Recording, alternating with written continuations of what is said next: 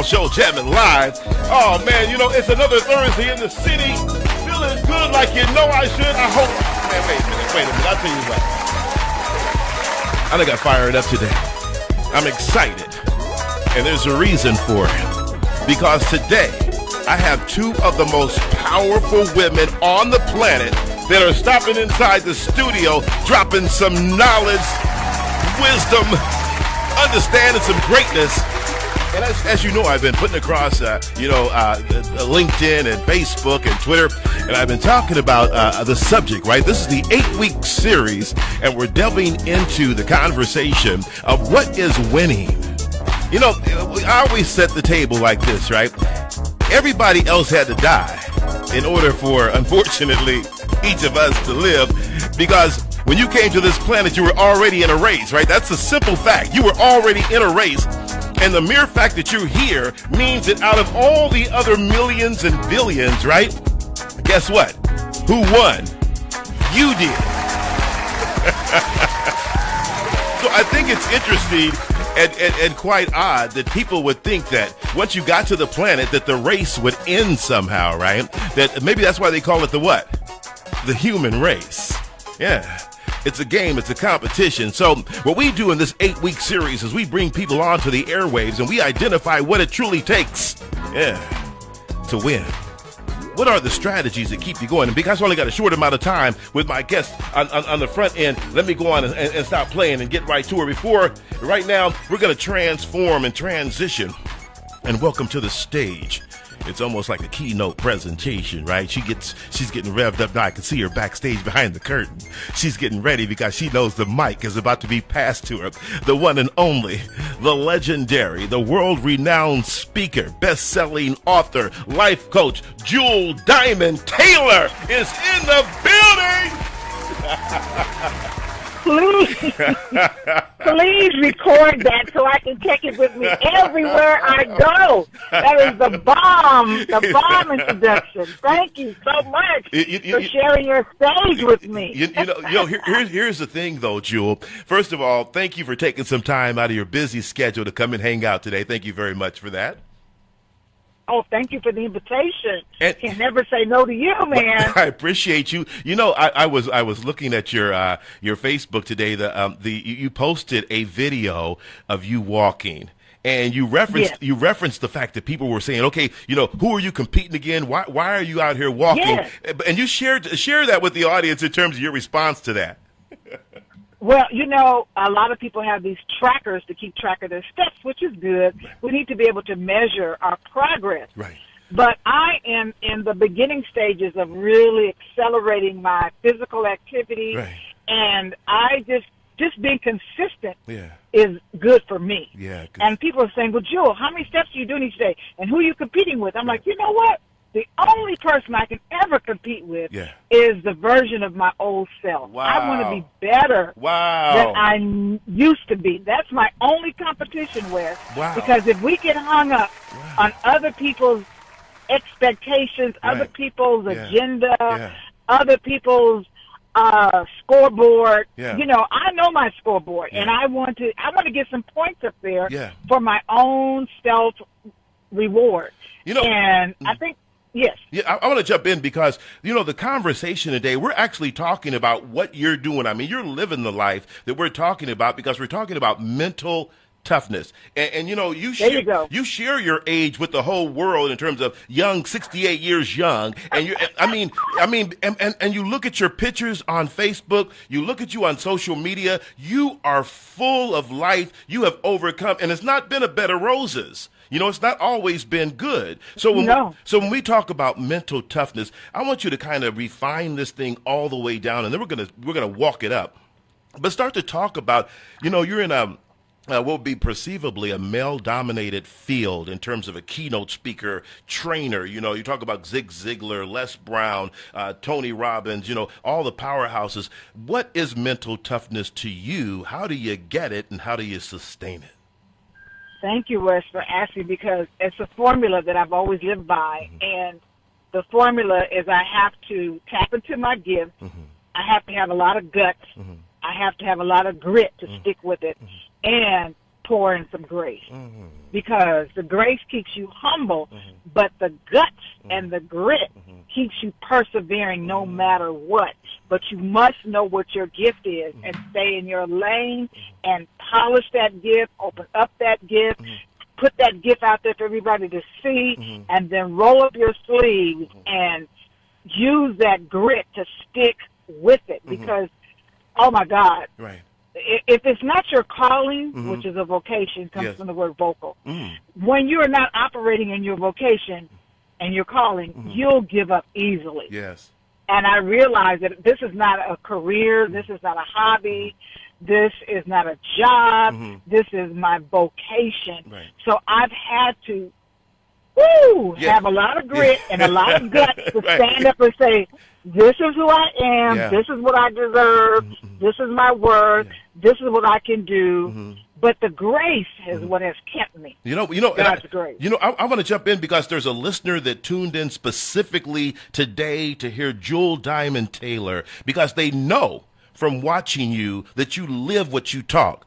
And so now what they want to walk away with is, I've been beat down so much in my job. I've been beat down so much in my relationship. I've been beat down to the point that all I really want to do is to survive. How does that person now take on this Jewel Diamond Taylor mindset that can now move beyond just trying to survive to actually claim who they are? Can you kind of walk them through some processes you use in terms of en route to your greatness? Well, I hope they got a pen and paper to write down what I call my great 8, because this is one of my popular keynote presentations. I call it my great 8. Okay. And when you look at these 8 points, you have to decide which one do I need to really focus on and really elevate, because I believe it covers everything to keep you going and growing, and also understand that we all have a default thinking based on our past experiences and how we were raised, the things we've done, the things that have hurt us, the things that have shaped us, has caused us to have what I call default thinking. So whenever you are down in the valley, in the storm, in the belly of the whale, when you're in that pit, you are either going to feel hopeless, come on, or you're going to feel hopeful. Okay. And every time I've been in the belly of the whale, I realize that my default thinking is I always have hope that it's going to get better. Right. And I think that people who have a default thinking, every time they come across a problem, their default thinking says, I'm helpless and it's hopeless. Now keep them right there for a minute, because I want the listener, we're going to fine tune that, because you've got it. When you talk about default thinking, help someone understand, like we know a computer system, right? If it unplugs or it reboots, it goes back to what's considered the default font, the font on the computer. When a person, talk about that a little bit, what's the default? Yeah, see, our mind is on cruise control. And the only thing that gets us off of cruise control is when we had that earthquake. Yes. I don't know if you were in London. Yeah. Oh my God. But that'll snap you out of cruise control, and all of a sudden you realize, good. wait a minute. That's good. I'm operating through my subconscious mind. Yes. I don't have to think which corner to turn when I'm going home. Yes. We're not thinking. We're not conscious. Oh, that's good. So what happens is that when you make a decision, it's usually from your unconscious mind. You're not even thinking. You're just automatic on cruise control. That's right. Okay? Yes. So the greatest thing you could ever do for yourself is to become aware of your patterns without beating yourself up and say, oh, wait a minute. Every time I'm disappointed, I feel helpless. Right. Okay. And say, oh, that's my pattern, and I want to change it. That's why the Bible says be transformed by the renewing of your mind. Okay, so wait a minute. So I'm going to put a pause, because we're going to make them get this today. In other words, when you go back to your instinctual behavior, what is your what is your knee-jerk reaction to life? If you're always worried, then even when positive things happen, you're going to always go to worry. Where you're saying they have to create not a default, but actually recreate the default to where it's not worry, but it's always everything is working in my favor. Yeah, and when you use the metaphor of the computer, you can choose the default font. Yes, you can choose. You can actually decide what you want the default to be. You can change it. So the thing is, growth comes from being aware of your pattern, of the way you think. and not beat yourself up and say, you know what, this is not working for me. I don't want to be a victim anymore. I don't want to feel powerless anymore. I want to have hope. And I noticed that everything that I've been through that the world would consider a tragedy, I always had hope. Wow. Now, I didn't consciously choose that. I just recognized that has always been my pattern. Now, how that came about is because of my past experiences, the world that I grew up in, how I was shaped, the books I read, the things that I was exposed to, the people in my life. All of those things shape your default thinking. Watch this. So, let me jump in too with that, because you're onto something. Because Jewel Diamond Taylor, I mean, I've watched you for decades, it seems like, for years, just actually transcend and reinvent yourself. I don't know, in Phoenix, I don't know, way in the past. But you've got something that I really want to delve down into for the listener, and I want you to talk about this. There's something in you that understands the necessity to continually reinvent yourself. To constantly, you see what I'm saying? To constantly be relevant. Where does that spring from, and how can you share that with the listener so they can maybe through experientially start to learn how they need to take a look at themselves and constantly do things to remanifest with their ideas? You ask great questions, Wes, and I can sum it up in one sentence, and that is: learn to develop curiosity. Learn to develop you got to be creative, because yes, I've been in the game 35 years. The game has changed. Yes, it has. All right? Yes. So in order for me to stay in the game, I've had to be curious, I've had to read, I've had to be creative, because I know my gifts. Yes. I've got guts to say this is who I am. I've got grit. That means I'm standing even though I may not be getting the dollars I feel like I should get, or the phone's not ringing as much as it used to. The grit to stay in the game, but God's grace has kept me and has given me a peace that has surpassed all understanding. You see, once I started speaking, all types of things, the floodgates opened up. Mama died, father died, best girlfriend died, car repossessed, marriage on the rocks, my son died, late check, no check, check in the mail. I have had so many instances where anybody else would have said, I can't do this. Right, I'm done. That's it. Wait a minute. Hey, Jewel, not only would they have said, I can't do this, they would have said, God is against me. Something about what they would have said, God is against. How do you then, with your default then, not take that position and keep on moving forward? Because language is very important. I teach people how to change their language. I don't have problems. I have situations. If you change your perspective, then you can conquer it. But if your perspective is, I'm being attacked by the enemy, nobody loves me, I can't make no money, there's no love out there for me, I can't get a job. If that's your perspective, your language is coloring your life. But if you begin to change your language, you change the vibration, and the vibration brings back to you through the law of causality, law of cause and effect, and you have to study the laws. The law. Wait a minute. Because the law has nothing. The law don't care that I'm. The law don't care that I'm almost 69. The law don't care what light switch I turn on. It's like that's the law. Hit the switch. They don't know what color hand turn the switch on. I don't understand electricity, but I understand where the power is, and I tap into it. You know what? You said so much that I've got to break that down for the audience real crystal clear. Because the only thing you can control about life is your response to it. Watch this. Exactly. The only thing you can control about life is your response to it. And so you're talking about each person listening. There's three things I want them to take away from your conversation. One is the guts, grit, and grace. That's a powerful combination. To have the guts. Your gift. And your gifts. Okay, the four. So your guts, grit, grace, and your gift.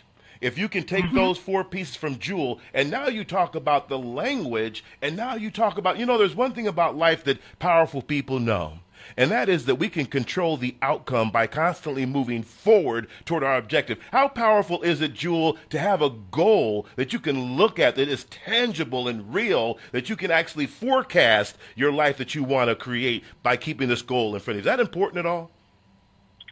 Absolutely, but you also have to leave room for grace. You have to leave room for the life to put in its own experiences that you didn't expect. And that's where the grace comes. It's like, okay, I got this. It's like a car. If you don't have shocks in your car, the road is going to be bumpy. So my faith is like my shock absorbers. You have to have shock absorbers because life is going to shock you. Yeah. And if you think that life is unfair, there's no then you're going to attract more of that. I want to stay there for a minute because many are the intentions of man, but God's will prevail. In other words, we have all these great ideas, like you said. We only.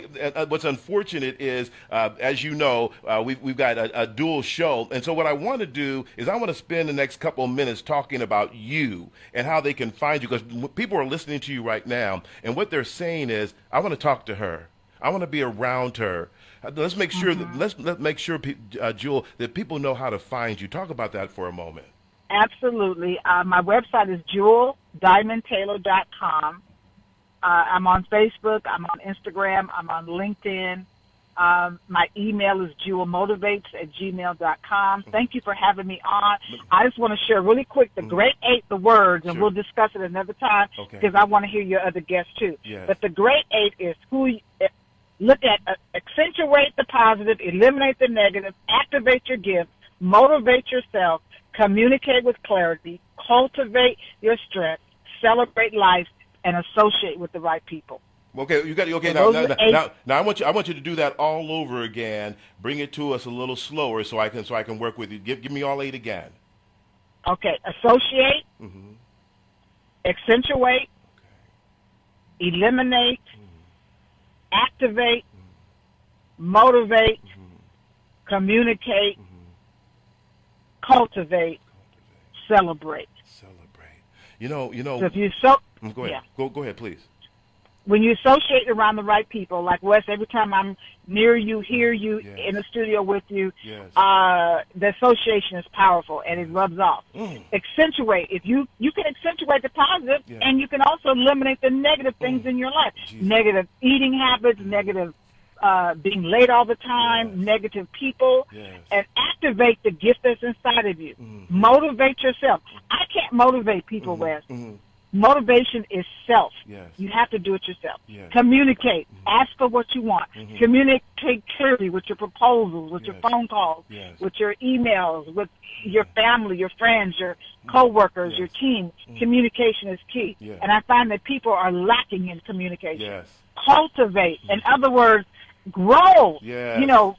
Cultivate your culture, your language, cultivate your skills, cultivate your intelligence, cultivate your people skills, cultivate your faith. It's something that you have to constantly work on. And the last is celebrate. Because when you celebrate life, you are invoking gratitude. And gratitude is a magnet for abundance. Woo! Wait a minute. Here's my challenge, though, Jewel.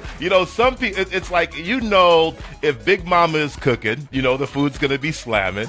If you go to certain places, the party is going to be jumping. If you bring certain people onto the airwaves, the information is going to be profound. And Jewel Diamond Taylor, you are an amazing child of the Most High God. I appreciate you hanging out. Thank you, brother. Thank you so much. I love you, sister. I'm so glad you got back. Yes. So glad you got back from your trip safely. Yes, sister. And God bless you in all of your endeavors. Yes. And I look forward to being with you once again on stage. We got to do it. We got to do it, man. We got to do it. Hey, put it together and let's make it happen. Seriously, I'm with it, okay? Let's make it happen. Yes. Thanks, Jewel. All right. Thank you so much for all that you do. Thank you. Bye-bye. Jewel Diamond Taylor, an amazing woman. Oh, my God. That's I don't know if you realize it, but each of us are walking this life, right? And the life that we're walking actually is one to where, either you learn something regardless. Whether you win, lose, or draw, you learn something. Hey, Bank, can you come and grab this line for me, brother? Bankhead. Look, this is live radio, so I'm just yelling. Let me see if I can. Oh, there he is. I'm just yelling. That's what we do in live radio. Let me take a moment and send a shout out to my folks on Facebook. Paul Bryant, what's up, PB? Paul Bryant is like the world famous dad of all dads, right? I mean, his son, PB, I think he wants to be called Paul Bryant Jr. now. It's not just PB. But Paul Bryant Jr., Morehouse man, doing incredible things. Congratulations to you and your son, Paul Bryant. We appreciate you. Georgia Horton, what's going on, Jazzy? Georgia, I see you out there. Thanks for tuning in. Thanks, Bank. Also, I see you, Joey Lewis. What's going on with you, Tracy? I'm going through that right now. Not reaching a negative energy, but from a family situation, work situation.